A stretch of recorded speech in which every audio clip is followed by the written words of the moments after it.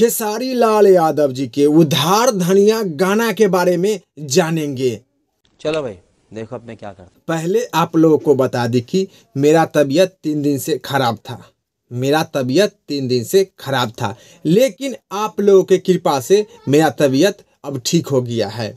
खेसारी लाल यादव जी के झगड़ा 2.0 के वीडियो सारे गामा हम भोजपुरी यूट्यूब चैनल पर 2 दिन पहले रिलीज किया गया था।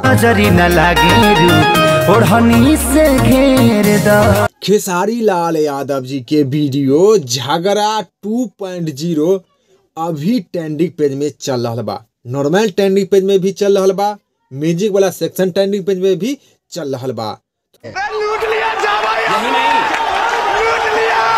तो खेसारी लाल यादव जी के झगड़ा 2.0 के वीडियो क्वालिटी भी बहुत ही अच्छा बा, गाना के कहानी भी बहुत ही अच्छा बा, खेसारी लाल यादव जी डांस भी बहुत ही अच्छा, बहुत ही कमाल के किए हैं। तो आप लोग भी जाइए सारे गामा हम भोजपुरी यूट्यूब चैनल पर और खेसारी लाल यादव जी के वीडियो झगड़ा 2.0 के देखिए और देखने के बाद नीचे कमेंट बॉक्स में बताइए कि आप लोगों को देखने में कैसा लगा।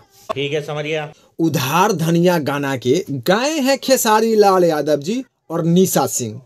उधार धनिया गाना के गाए हैं खेसारी लाल यादव जी और निशा सिंह।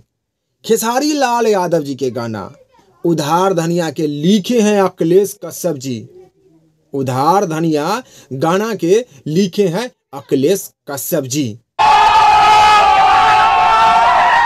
खेसारी लाल यादव जी के उधार धनिया गाना के बारे में आप लोग क्या कहना चाहते हैं जरूर नीचे कमेंट बॉक्स में बताइएगा। ठीक है समझिए।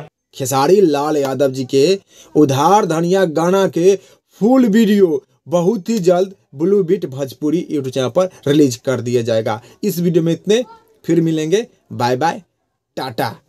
By bye tata goodbye Gaya.